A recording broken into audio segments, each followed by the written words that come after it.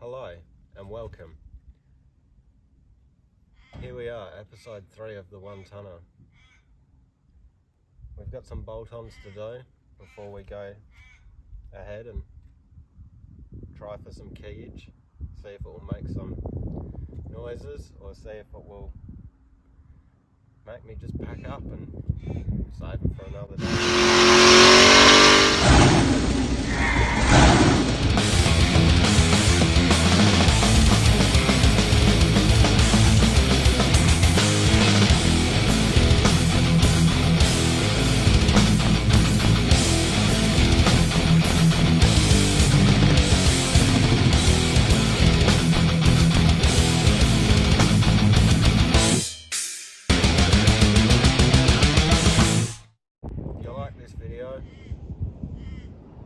Go ahead and hit that subscribe, or give it a like, or shoot a comment. And if you have been here before, thank you for your continued support with my videos. I didn't think anyone would be this much interested in some guy working on a car outside, rolling around in the dirt, but here we are. And don't worry, there'll be some rolling around in the dirt today because I've got to do some converter bolts. So let's go. So, first up, we are going to be cutting that back and flaring it because some goose decided to pinch it accidentally. So, it should be interesting, nice and tight in there.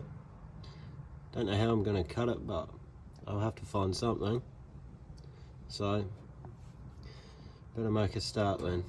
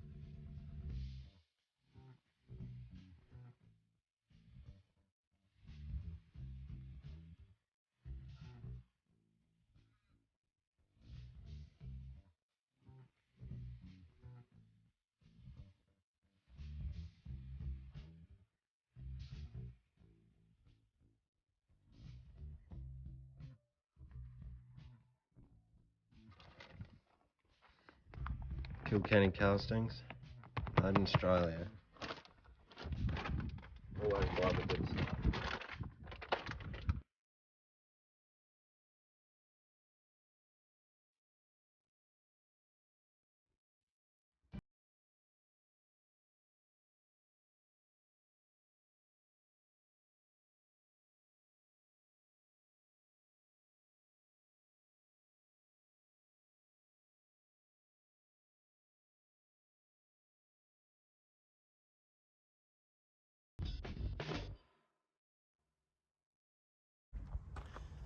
Alright, we're going to quickly run the engine harness just so I can start working out what goes where.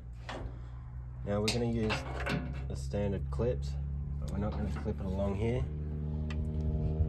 We're going to clip it along that drip rail under there, so we're going to go under the brake booster, under the steering column and around. So, and then I can figure out what goes for the heaters, what was for the, and what one's for the starter.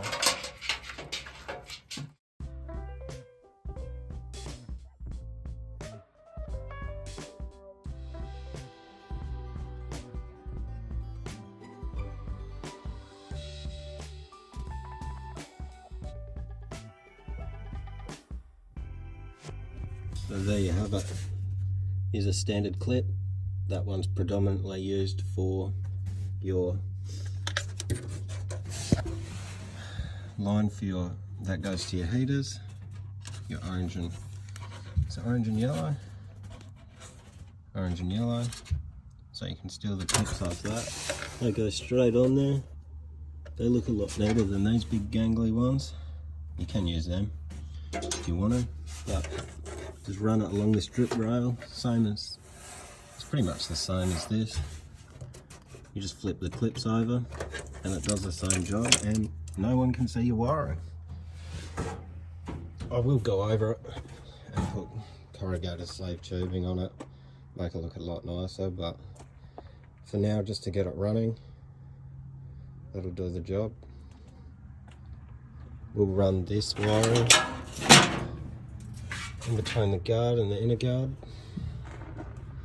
We'll try and hide the headlight wiring, but that's him.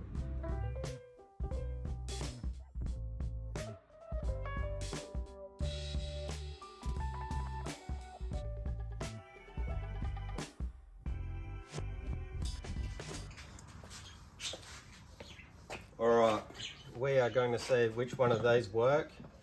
So first of all, we're going to earth it out.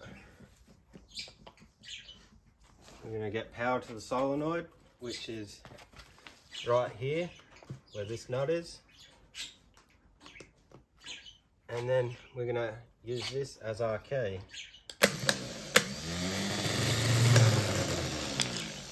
That one works. Go on to the next one.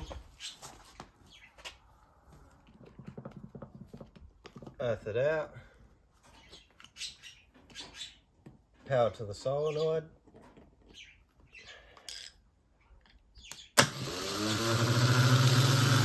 This one works really well. It's not even... I reckon that one might be the winner. That one just wants to go. Or there's something wrong with it. Because the other two aren't doing that. Well, we don't know if this one will do that yet. This one's flipped over upside down, so the bottom connector is now at the top.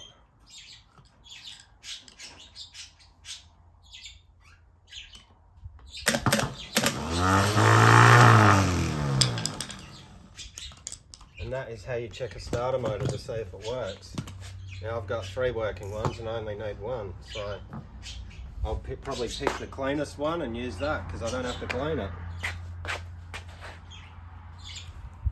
So one of the last things to do is that we have to plug up that hole and do something with that hole. I want to know if I've got oil pressure and water temp. So here we have it, just auto meter, auto gauge. I was just checking if the brass fittings were the right size, which they are.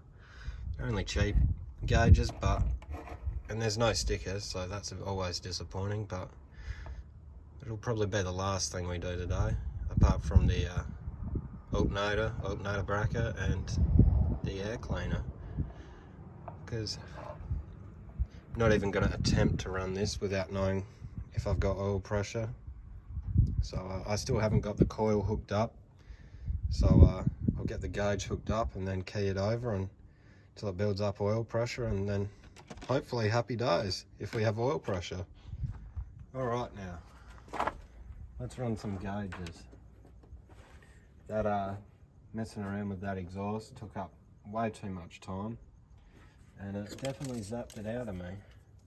Now, as for these blokes, these all went to senders for the 6-cylinder that was in here. And they all plug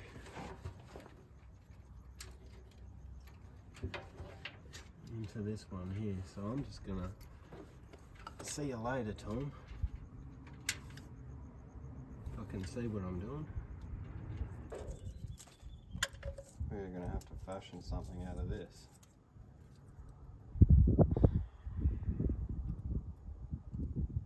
It's just this blue and yellow.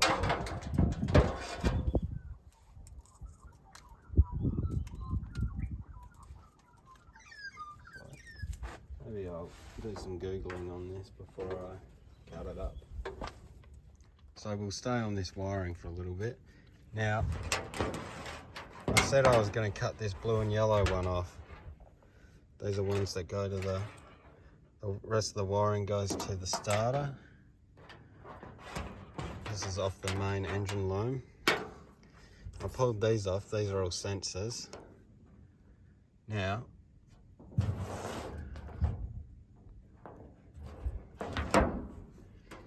first of all, this green one should have been a temperature gauge.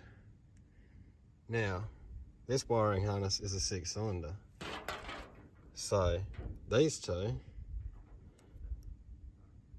went to the coil resistor. That's why it threw me off, because it was for a 6. These ones, so they were all on top of them. I've just taken off the tape that was, well, some of it's still there. Can't really see it. But yeah, that's him. You can tell that one's for a coil. Just look at it. I knew just looking at it. Straight on the coil. Yeah, resistor. These are my starter ones. I'll clean all this up and make it look nice, probably in the next video. But these ones are all unneeded because we are going to run the automated gauges. So, neaten up that engine bay just that little bit more. A few less wires that I need to worry about.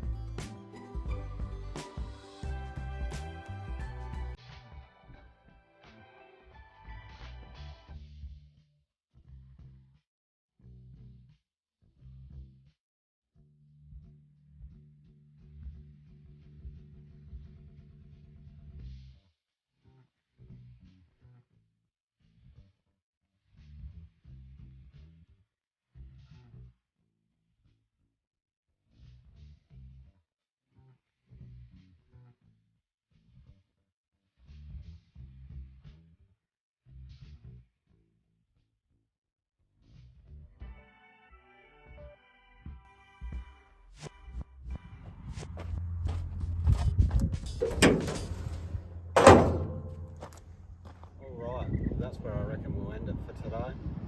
That sun is getting very hot to be under, and tomorrow it's only going to be hotter.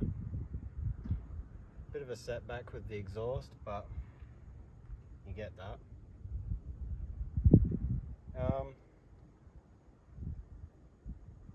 Couple more things to do. Sort out that wiring from the starter to the battery.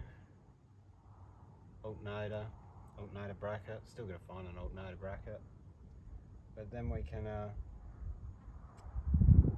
try some keyage. If you like the video, check out some of the others. Send a like and a subscribe, or shoot a comment.